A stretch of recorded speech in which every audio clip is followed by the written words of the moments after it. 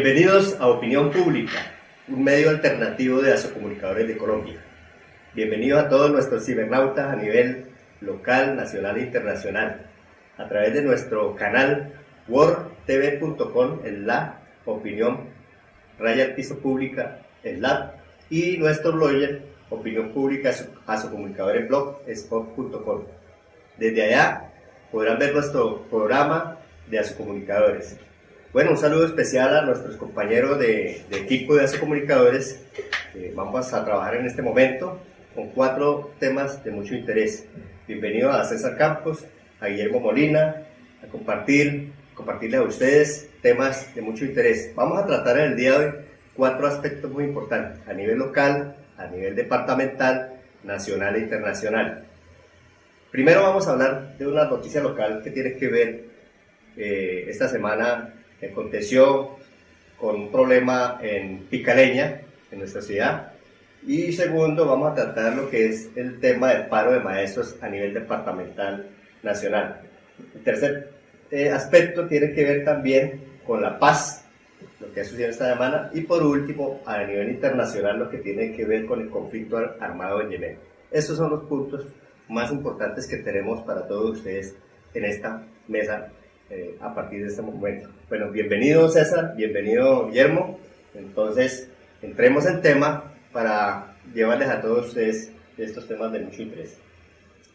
Bueno, sí, bienvenidos a todos los televidentes a este nuevo programa de Opinión Pública.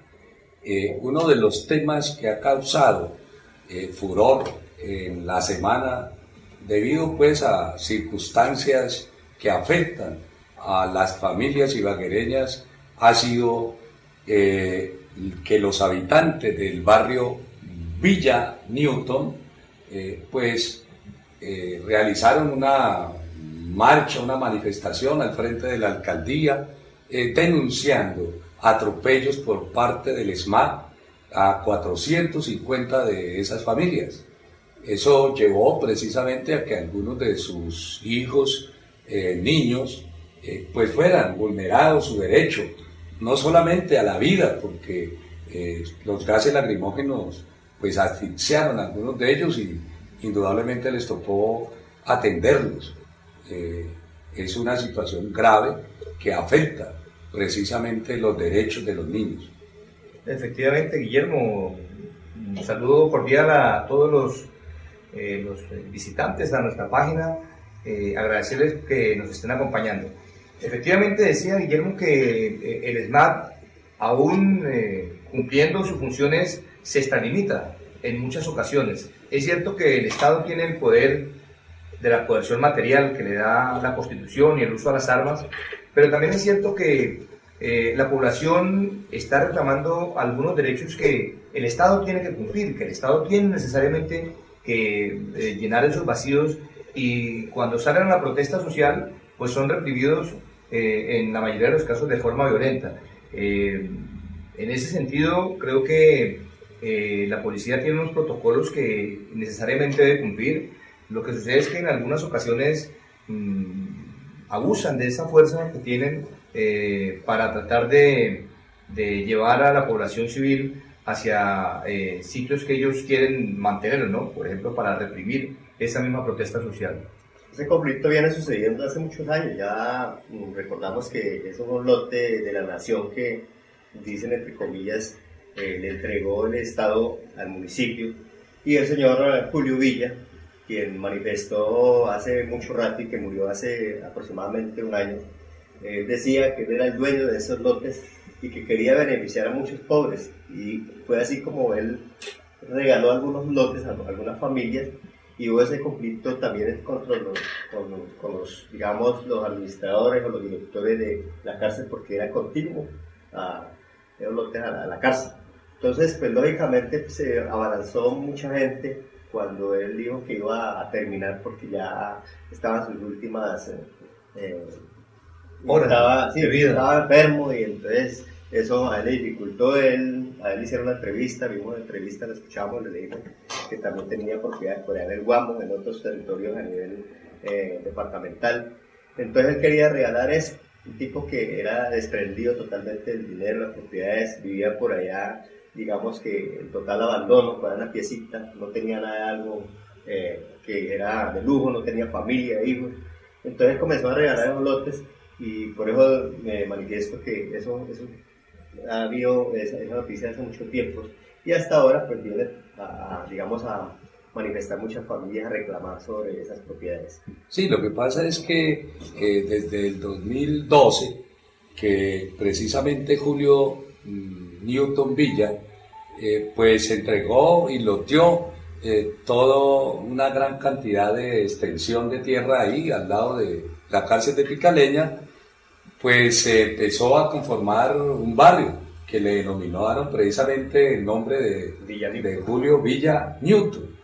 Pero el problema no radica ahí, el problema es que el Estado lo ha considerado como una invasión y el Estado no resuelve el problema. La alcaldía, si bien es cierto, hay un pleito de propiedad en cuanto a que pues la familia de Julio Villa Newton pues es una familia que vivió hace mucho rato, que el papá precisamente de este anciano que murió el 20 de septiembre, incluso del 2013, ya va a ser 2 años, era ingeniero, le sirvió al país, le sirvió al Tolima. Él fue uno de los que trazó precisamente el ferrocarril del Espinal a Ibagué e incluso el diseño del puente de Girardot.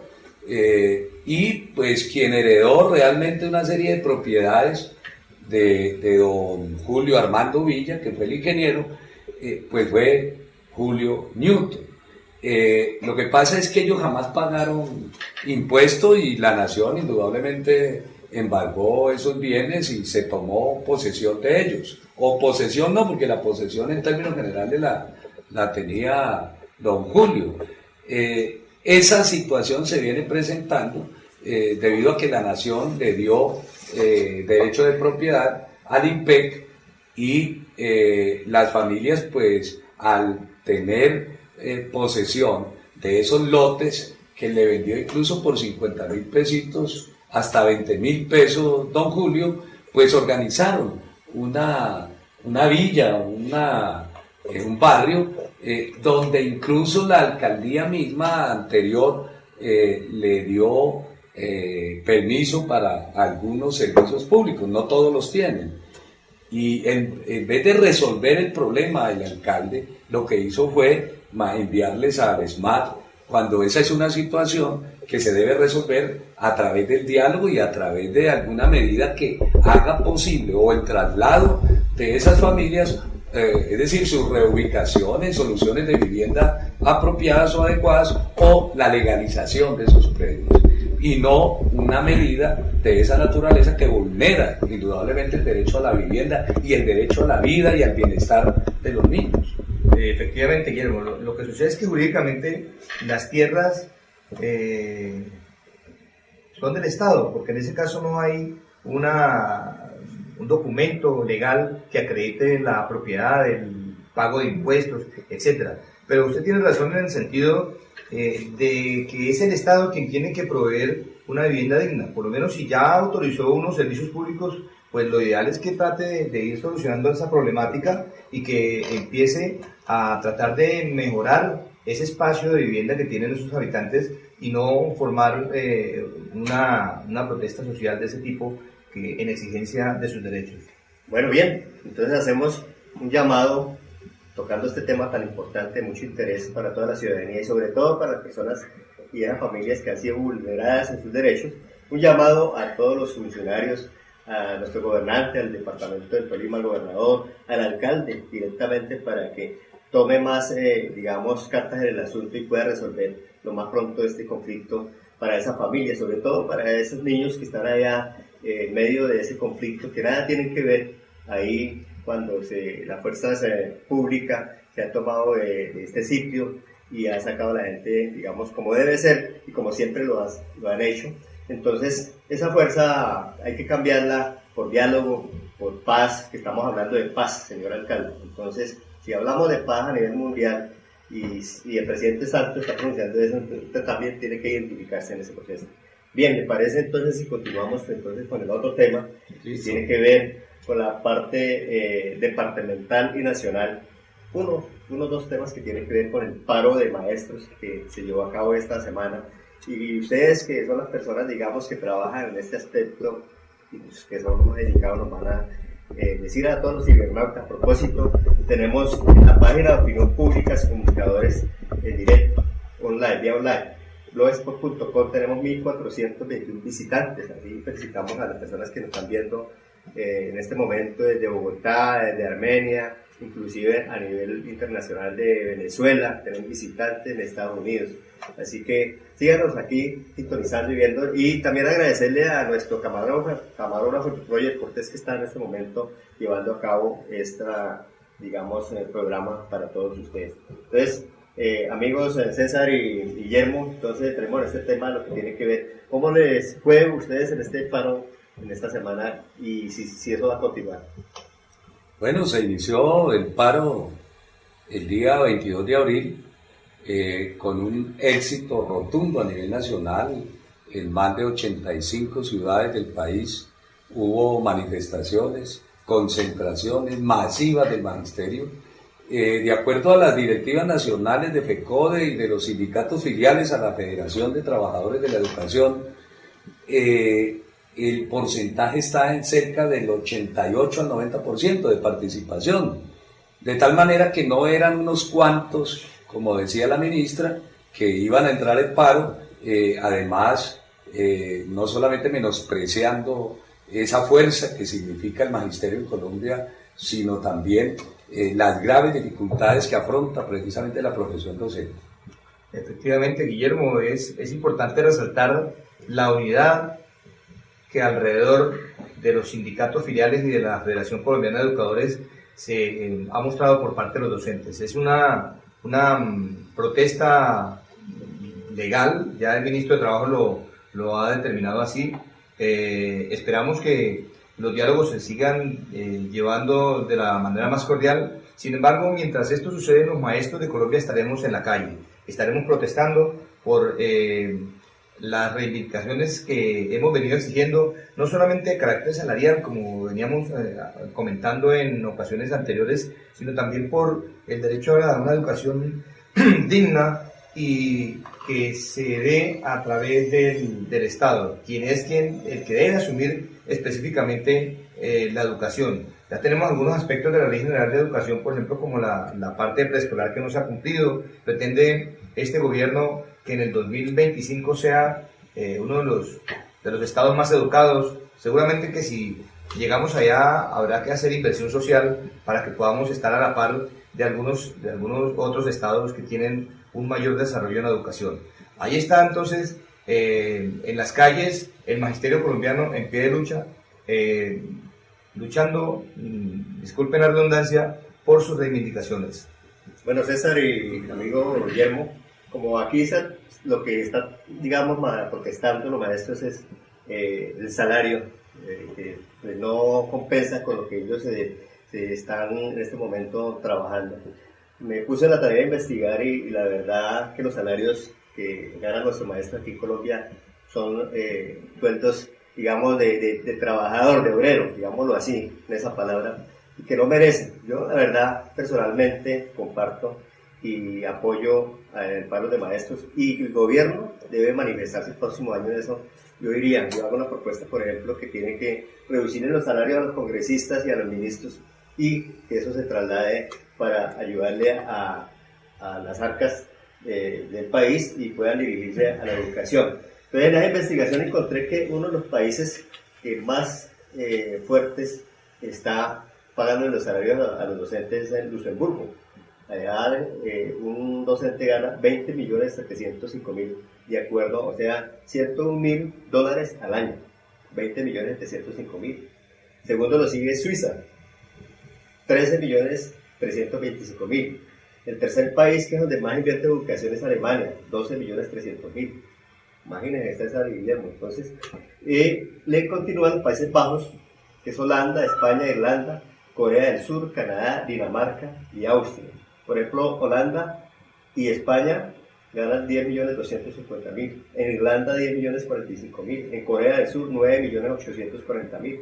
en Dinamarca 9.429.000 y en Austria 3 millones, perdón, sí, en Dinamarca y Austria 9.429.000 y en Brasil, en Latinoamérica, los docentes ganan 3.280.000. Y aquí en Colombia, ¿cuánto estamos ganando? Bueno, el promedio en términos generales oscila entre 1.300.000 a 1.700.000. Lo que pasa es que en los gobiernos anteriores, sobre todo en el gobierno de Uribe, se desprestigió mucho la profesión y se le mintió a la gente sobre, es cierto, algunos docentes de la vieja guardia, pues recibían 1, 2, incluso hasta 3 pensiones, pero la unión de esas 3 pensiones no alcanzaba ni siquiera a sumar los 2 o 3 millones de pesos. Y es un reducido número de compañeros docentes que se lo ganaron y que además ya no reflejan ni siquiera un 20% de los docentes en Colombia. Eso es una, digamos, información equivocada. Los docentes, además de plantear que es necesario recibir un salario digno, porque los estudios llevan a que pues hay un desequilibrio en las diferentes profesiones y en los mismos funcionarios del Estado que ganan mucho más que un docente que le ha tocado, además de los 5 años, estar en una permanente formación y actualización, de tal manera que el mismo gobierno, en el estudio que realizó, pues considera de que ese desequilibrio está en un 18%. La Federación Colombiana y otros estudios, incluso muy independientes, lo colocan en un 28%. De tal manera que, aunque el problema central del paro no sea el problema del salario por sí, porque incluso estamos ya cercanía a mayo y el gobierno ni siquiera ha realizado el aumento salarial que corresponde a todo trabajador público. No lo ha realizado. La señora ministra se ha hecho la de la vista gorda y lo que ha venido es eludiendo precisamente el tema no solo de salud, sino también el tema que tiene que ver con el escalafón docente y la unidad que nosotros estamos planteando en torno a un estatuto único de la profesión docente. Bien, interesante este tema. Vamos a continuar ahora con César. Mientras tanto vamos a un corte y nos indica aquí el productor que revisamos en breves segundos.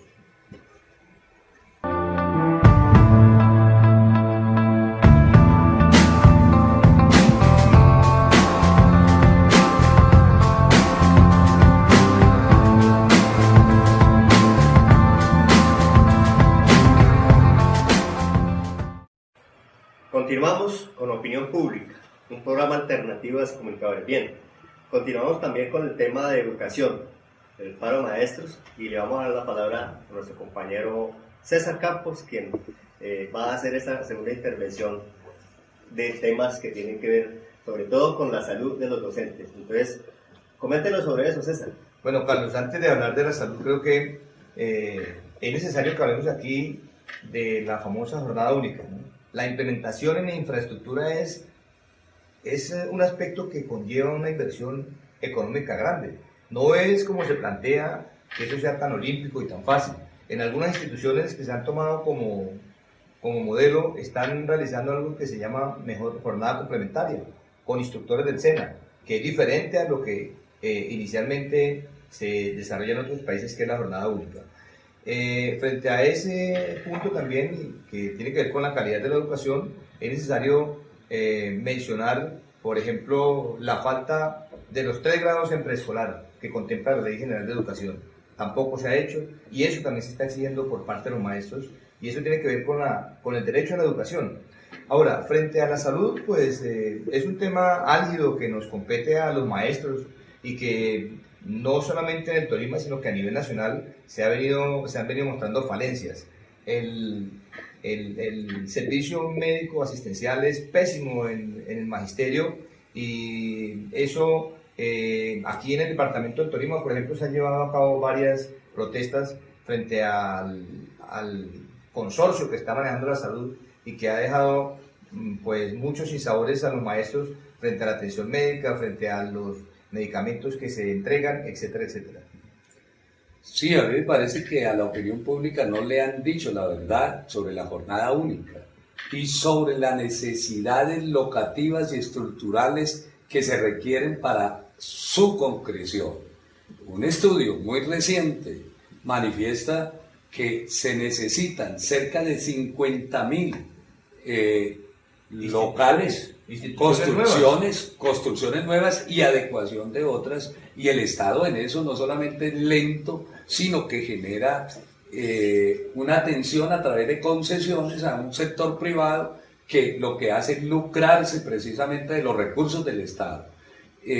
Una de las cosas precisamente que en el pliego de peticiones tiene FECODE es el relacionado con la cuantía que se comprometió el gobierno Santos en el 2013, en plena campaña electoral, a subir los recursos comparados con el Producto Interno Bruto y llegar a 7.5.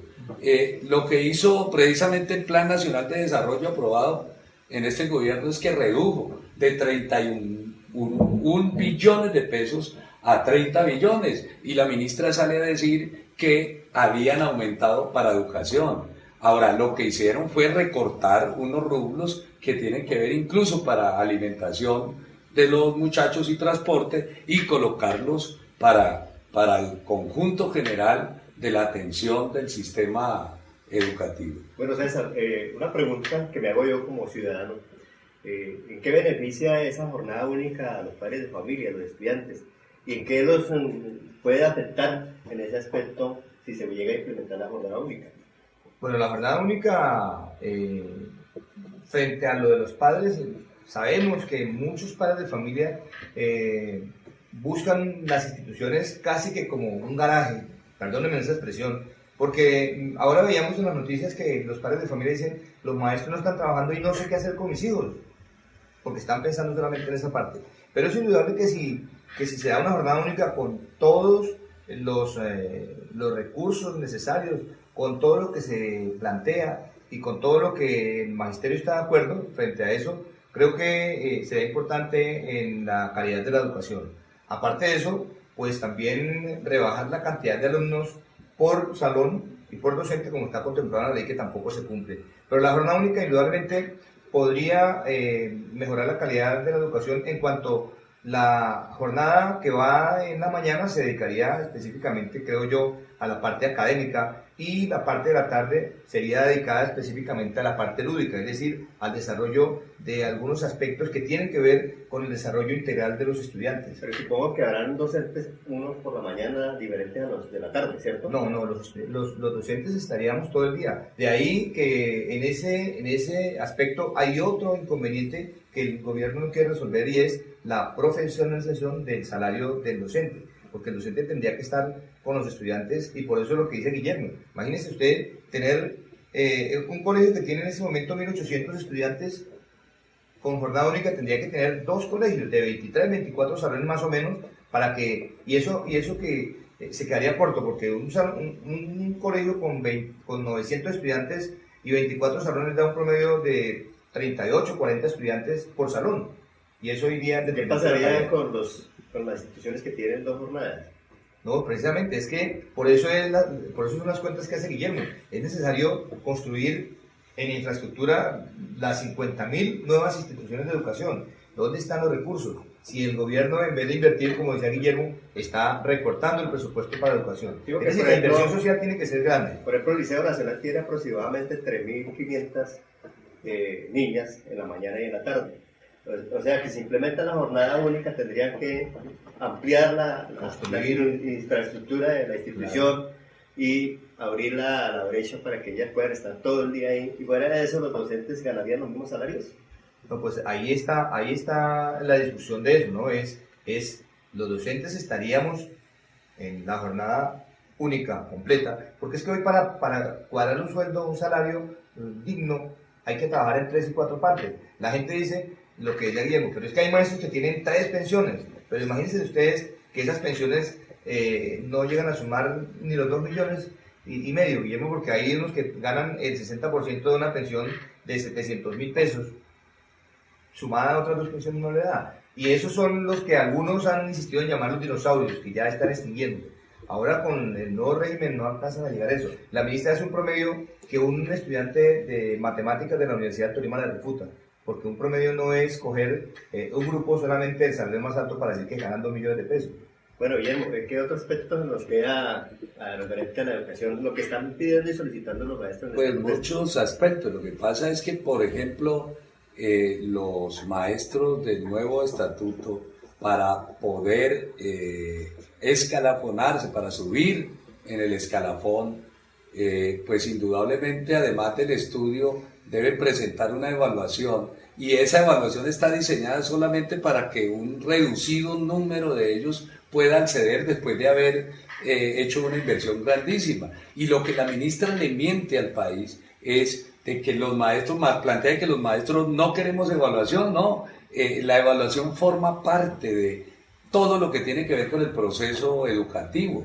Lo que pasa es que no queremos una evaluación, que sea una evaluación tendiente a que el maestro no logre mejorar su salario, y además una evaluación como lo quiere plantear el Estado, que tiene que ser una evaluación también sanción. Entonces, bajo esas circunstancias, la ministra le miente al país.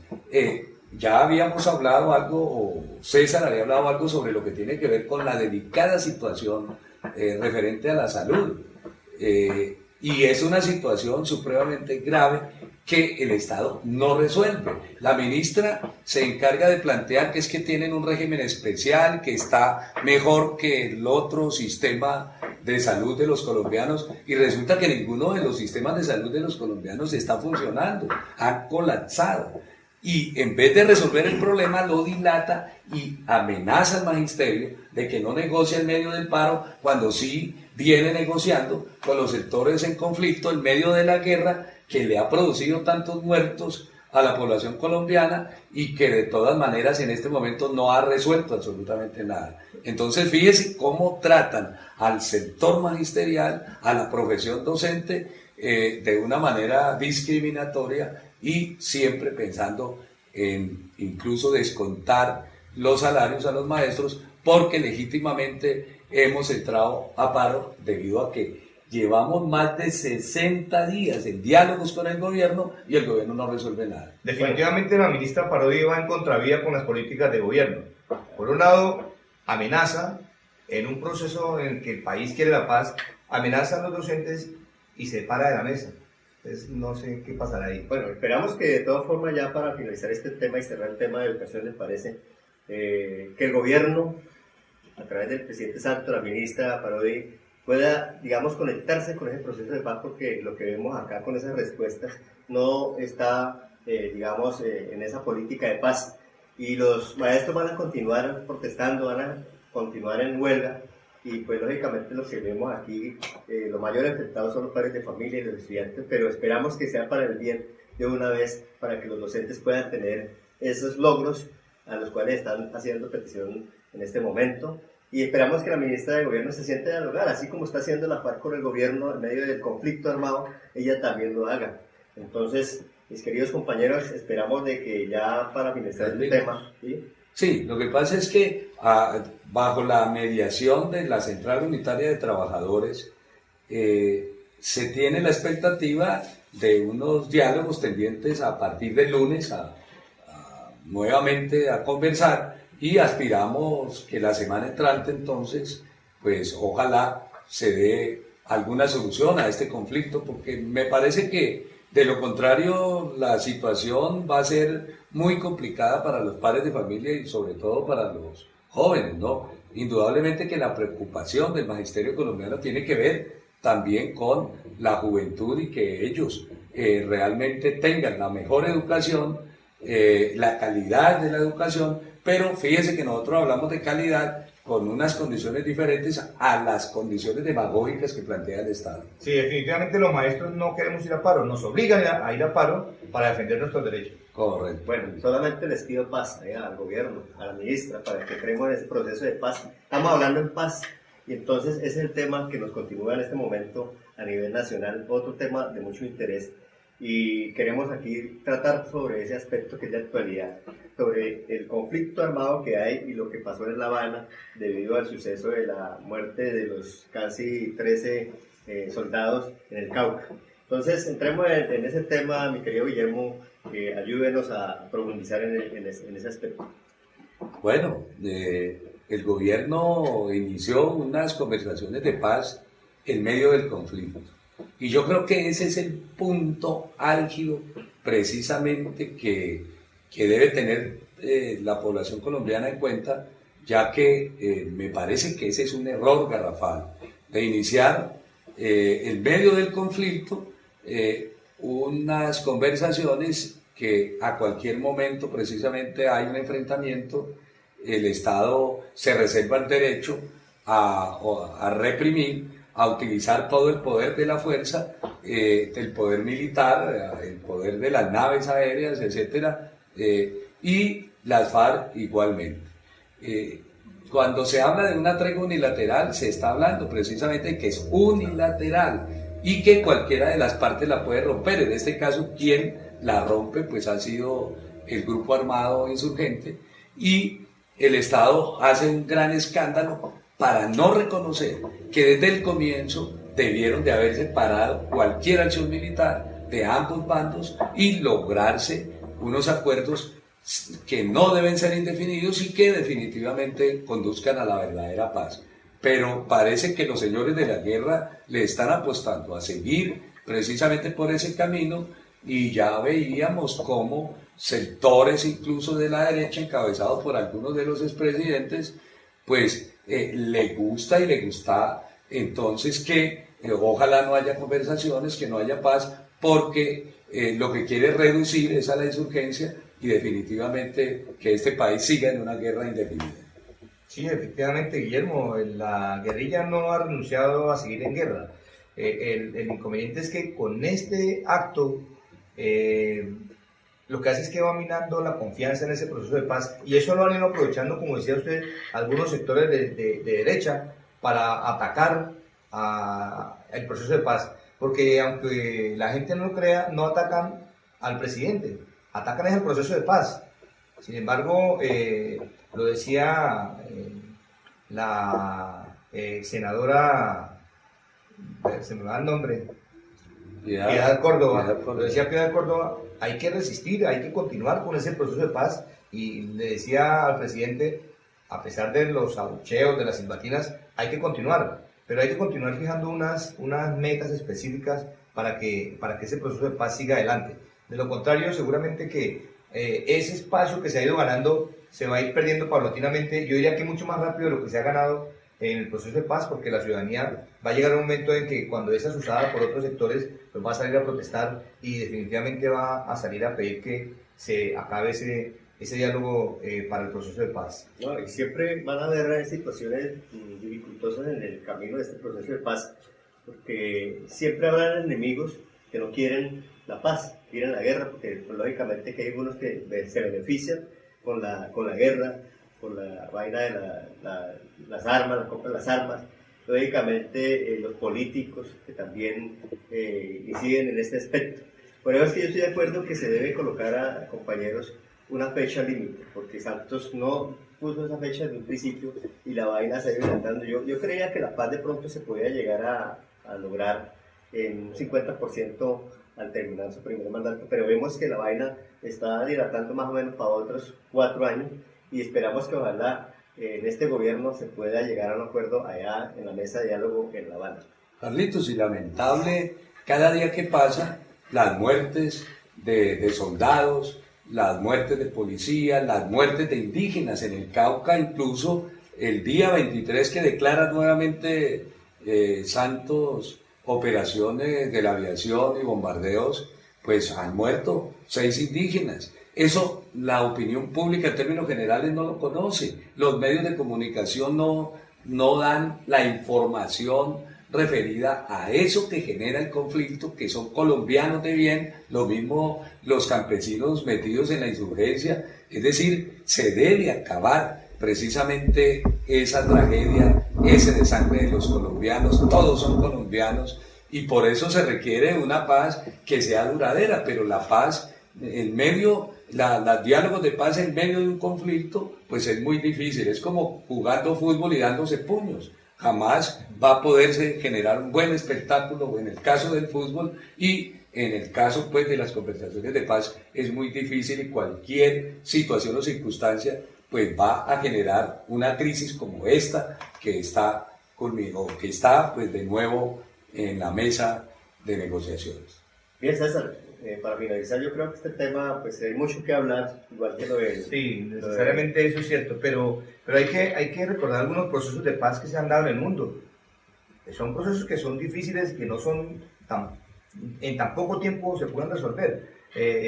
Empezaron hace unos días, escuchaba unos comentarios sobre, es que tienen que entregar las armas, y nosotros no las entregamos, nosotros las deponemos. Entonces a veces en palabritas se va el tiempo porque no llegan a acuerdos, pero lo que dice Guillermo es cierto, es necesario que se fijen unas políticas mucho más específicas frente a ese proceso de paz, donde el cese al fuego debe ser bilateral, porque es necesario que se reconozca que esa guerrilla, que es una de las más antiguas, que es una de las mejores armadas, tiene fuerza suficiente para hacer daño. Entonces hay que mirar a ver cómo se hace un cese bilateral, donde los dos se sientan a negociar en ese sentido, que haya cese bilateral de parte y parte para que la guerra cese y entren realmente a un diálogo de paz que sea mucho más fructífero. Yo tengo un pensamiento personal sobre este proceso de paz en La Habana. En estos días pensaba en por qué el gobierno no establece también las políticas de tal manera que los que están en la mesa de diálogo, sobre todo los señores de la FARC y los que están ahí acompañando, debieran, digamos, desprenderse totalmente en lo personal. O sea, en un momento que llegue al proceso de paz, ellos no deben de hacer parte de la política ni de la dirección, simplemente ellos van a estar allá es para mirar a ver cómo sacan adelante este proceso de paz, pero no debieran de estar participando en política, y deben de responderle lógicamente a las personas que han sido afectadas en este conflicto de la guerra. Bien, Guillermo, ¿algo adicional? No, entramos en la parte final que tiene que ver. Podemos entrar a la parte final ya. Porque hay mucho que hablar sobre eso, pero tocamos simplemente que es de actualidad y lo que pasó aquí. Y lógicamente nosotros como ciudadanos, como compatriotas colombianos, nos duele la muerte de estos soldados, y nos unimos también a las condolencias de esas familias que han perdido a sus hijos, a sus seres queridos, y esperamos de que el gobierno también entienda de que nuestros soldados que están allá deben de estar respaldados, deben de estar reconocidos con también toda la protección necesaria, y tenerlos para que esas familias puedan tener de cerca a estos soldados y continuar con su carrera. Bien, entonces en la parte internacional vamos a tocar lo que es el conflicto también armado en Yemen. En el Oriente también tenemos guerra, entonces vamos a hacer un pequeño corte y continuamos enseguida con esa parte final. Así que síganos vía online por el canal de Word, Enlace, Opinión, a raya al piso, pública, Enlace. Ahí nos pueden continuar. Y gracias a todos los internautas que nos están siguiendo por el blogger Opinión Pública, comunicadores.blogspot.com. Tenemos más de 1.400 seguidores, así que gracias a ustedes, porque ustedes nos hacen poner aquí en esta mesa de trabajo.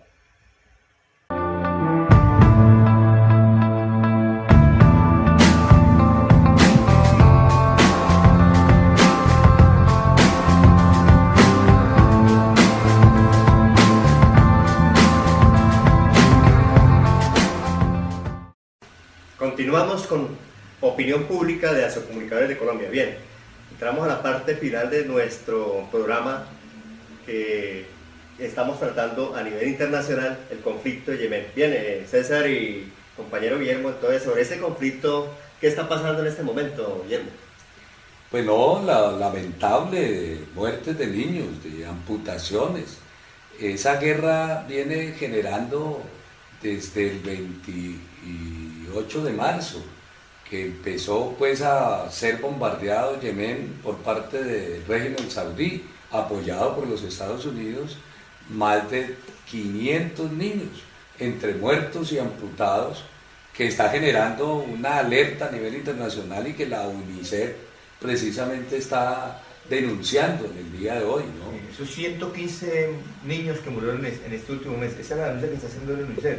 Muchos de ellos muertos a causa de bombardeos aéreos, otros que han sido amputados y algunos muertos en tiroteo. Aquí hay un dático que les quiero leer, entonces dice que en este último mes 64 niños fueron muertos por bombardeos aéreos, es decir, la Fuerza Aérea bombardeando de forma indiscriminada. 29 fueron muertos por artefactos explosivos y 19 niños en tiroteos, ya que los niños están en peligro constante porque el bombardeo es constante también.